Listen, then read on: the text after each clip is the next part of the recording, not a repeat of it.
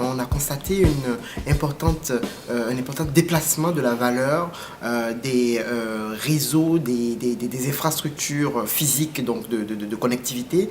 au contenu et aux usages qui se développent autour des contenus culturels. Et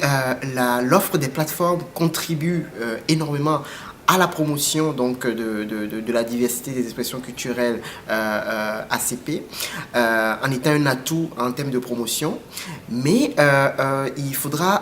tenir compte très sérieusement dans les années à venir du fait que la prolifération de ces plateformes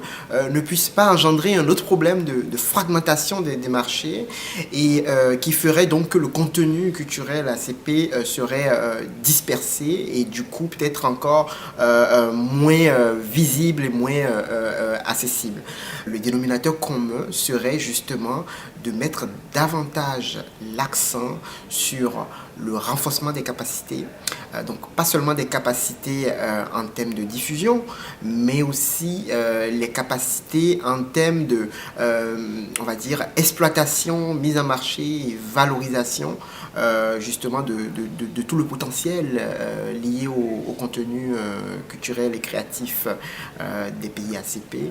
qui aujourd'hui a un énorme potentiel de monétisation en ligne. Cette étude révèle qu'il va falloir anticiper les besoins des consommateurs culturels et